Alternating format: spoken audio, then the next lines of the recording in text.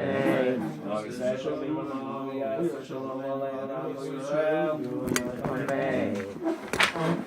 now shortly.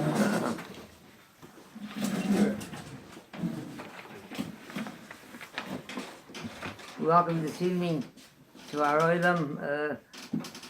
Some people that add a lot to the atmosphere of in our communities in the summer. Those that their industry is Torah, the Torah from Nassam. They spend their days in a nice studying Torah, and whenever they can, and in between to try to squeeze in to make a livelihood. There are those that their industry is avoided. You'd like Bar Newman never misses going for minyan, no matter how difficult it is. Make sure to go to minyan. So they leave over a lot. They inspire us very, very much. Especially a Rabbi in a small community. We're involved not just in the walls of the Besmedrash, we're involved in the community itself, in and around. And the Yid man, in Goyim as well, they realize that the atmosphere, the environment that we create. We had here a number of years ago, I got a call from the principal when there was an elementary school here in the neighborhood. So I got a call from the principal. She said she has a problem with a Jewish boy, a student in the elementary school, and she said she's seen some of the boys, some of the children, boys, girls, that their parents are members in our synagogue, and the behavior is remarkable. And whatever we try, he said we just don't get anywhere. We try positive to reward him, it doesn't help. Negative to punish him doesn't help. Maybe, Rabbi, would you take the time to speak to him? So I said, Mrs. Rosenshine, I said, I'm flattered. You're an educator your entire life, and you turned to me. I said, you can send him over. When he came by, this young man, when he walked in the door to Rabbi Smith, he looked to me with his head way down. He looked like he just made out his will. And so I said to him, young man, I said, to me it looks like you, whoever knows you, they can't help but like you. Oh, he said, Rabbi, you're old-fashioned. I said, well, I might be old-fashioned, but what is your name? He felt that he had to offer some kind of a Jewish name. He was trying to teach. I said, no, just tell me what your friends call you. My friends call me Mark. I said, that's good enough for me. I said, Mark, you know what I want you to do? I want you to go home and write a composition. Why it's important to get good grades, to behave in the classroom, respect your elders, and to make a future for yourself. Oh my goodness, I stand up in the hearts, and he felt relieved. A new lease on life. He went home, and about 10 days later he came back with a composition, about 10, 15 lines. He writes, so it's important to behave and get good grades in your classroom. He said, because then your teacher will be proud of you. He said, it's important to get good grades and behave in your classroom, and because then your parents, you bring a source of satisfaction to your parents. He says, it's important to get good grades, to behave in the classroom, and make a career for yourself, because then you'll go to heaven. Otherwise, you go to Rabbi Fishbain. So this is what goes on in our community. And the great sage, one of the Doshim, one of the martyrs, those that they darkened the world with their savage brutality, they took from this world the Bechora Wasserman. And Elul at a time when everybody's preparing for Yom Kodesh, preparing for Yom Noraim, and they're making a cheshbon nefesh, they're making an accounting of their conduct and their ways, and how to better themselves, better their character, how to better himself. He picks himself up, leaves over. He was the father of a student body of several hundred. They're waiting for inspiration, direction, everything. He picks himself up and he goes away to Radin, to Chofetz Chaim. He said, Rebbe, Gewaltgeschenk, you leave us orphan all alone. So he said, in order for me to be able to, all year long, to give whatever I can here And to inspire one, I have to have someone to inspire me. I must go to my Rabbi, the Chofetz Chaim, and to warm myself up from them. For that I keep keep the fires burning all year in Baranovich. So we're fortunate that Zochet Tyre Eden, they come here for the summer, and that's what keeps us going all year. You're being here with us. You should gain vitality and health and gesund, and continue in Avodas HaKodesh. You were speaking this week about this Parsha, Vayikvedacho Poraduma, that it's the mitzvah of Poraduma. And we speak about the history in Klal Yisrael through all the, both by Srish, the time of Moshe Rabbeinu, and then by Srishan, by the Shlomo Melech built, and then into Vayisheni, how many Poras Adumas there were made, Machlekes in 2 days were made, Chachomim, whether 7 or 9, and in that, all the different Kohanim Gdolim that made Poras Adumas. Amongst every Kohen Gadol, when he served, he had a skan Kohen Gadol, a vice, that in case something should happen, and Yom Kodesh, when he has to do the Avodah and Yom Kippurim, so there should be a skan Kohen Gadol to take over. The Mishnah in Perek Shlishi brings the Chanina's Skana Kohanim. He was the vice of Kohanim, plural of many. How could he be the vice plural of many?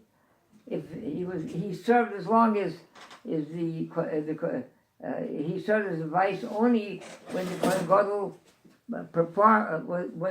was able to do the avodah. But if the Kohen Gadol didn't, then he took over. How could he be if a Kohen Gadol couldn't do the avodah? Whether for whatever reason, whether a fatality or whether he wasn't in this state of Tare, he would take over. He was not a Skan Kohen Gadol anymore. He'd be a Kohen Gadol. What's the Pshat Skana Kohanim? So this refers to a very disastrous period by Klal Yisrael under the Roman Empire, where they realized that the Kohen Gadol is the highest, most respected authority in Klal Yisrael. In order to get the Klal Yisrael to be subservient, they needed his cooperation. So, as a result, what Kohen Gadol that's Moshe Royu, that's doing his job, is going to be subservient to the Rishayim, somebody's not worthy of the job. As a result, not somebody who was worthy became a Kohen Gadol, and by Yesheni, there were those that either they paid for the job, or else the government realized that they can do business with it, he'll be subservient. So every time when being that they were not Royu Mukhshar, and they were Noik Shloike Huygen, they did things which violated the Torah, and they went into Kodesh HaKadoshim when it was forbidden. It cost them their life. They had Kitzu Yomim. Their lives were very shortened. So once someone was taken from this world, the Kohen Gadol, the Romans wouldn't let Chanina become a Kohen Gadol. He had to sit. He appointed a second and a third, and so on. So he was the Kohen Gadol, he was Chan HaKohanim. He was vice for many. In Parshas Masei, states in Pasuk Hazeh, Vaysichu koifer, you should not take atonement, a ransom, a koifer, and the koifer nefesh, lonus loshu elir mikvatei. If someone committed homicide unintentionally, b'shoigeg, so in order to escape the wrath of the Goel Adam, the next of kin, he would go to havens, refuge, or in Mikvah, city of refuge.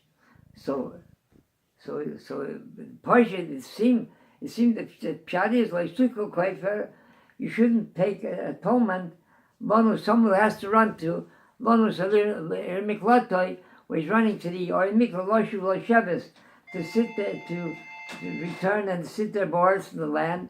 You shouldn't, so instead of him going to the Miklat, to take a ransom and let him go out free. So you shouldn't take that ransom, that atonement, but he has to sit, how long? Until the Kohen Gadol leaves this world. The question is,